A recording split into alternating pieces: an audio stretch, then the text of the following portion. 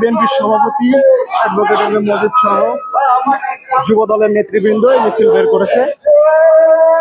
ষড়যন্ত্র হয়নি শেষ, সজাগ থেকো বাংলাদেশ স্লোগানে স্লোগানে মুখরিত আজকে ঝিনাইদহ যুব দলের এই বিশাল মিছিল।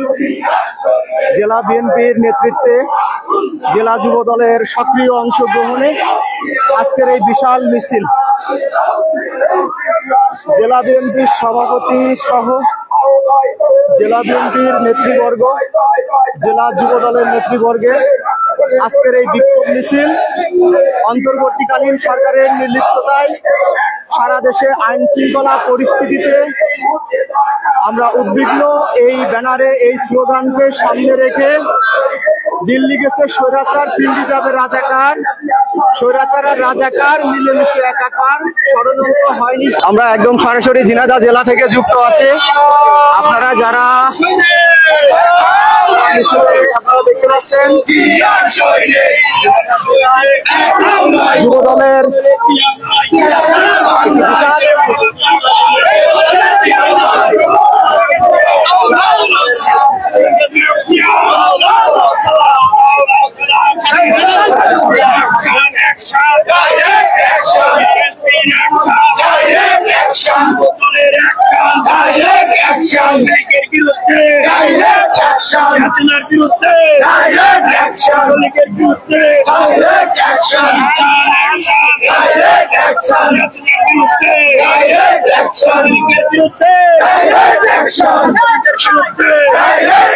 আমরা এই মিছিলকে ঘিরে আমরা জেলা যুব দলের একজন নেতার সাথে কথা বলবো।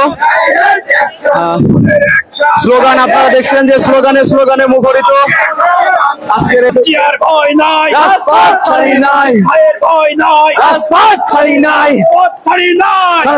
ভয় নাই, জিয়া সরকার, জিয়া সরকার, জিয়া সরকার, জিয়া সরকার, ডাইরেক্ট অ্যাকশন।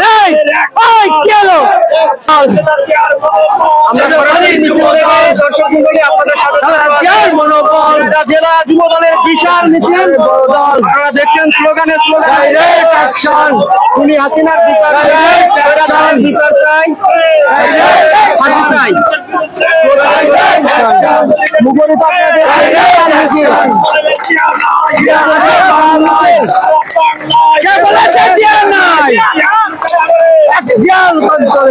আমরা জেলা যুব দলের আজকের এই মিছিলকে ঘিরে আপনার আসলে এই মিছিলের যে উদ্দেশ্য দেশব্যাপী আইন শৃঙ্খলা পরিস্থিতির অবনতি, এই মিছিলটা আমাদের মূলত কিছু দেশ বিরোধী সংগঠক সারা দেশে ষড়যন্ত্র করছে এবং আমাদের নেতা আমাদের জিয়া পরিবারের নামে প্রিয় নেতা তারেক রহমানের বিরুদ্ধে মিথ্যে গুজব এবং জিয়া পরিবারের নামে কটূক্তি করার কারণে আমরা আজকে জাতীয়বাদী যুব দল রাজপথে তার প্রতিবাদ করতে নেমেছি।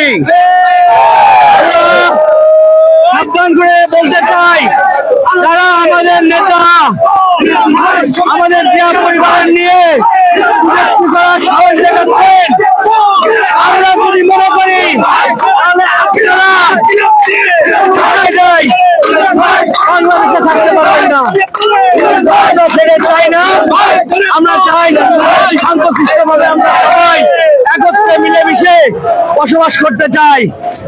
রাজনীতিতে মতভেদ থাকবেই, তার মানে এই না যে মিথ্যা কোনো অপবাদ দিয়ে আমাদের জিয়া পরিবারের নামে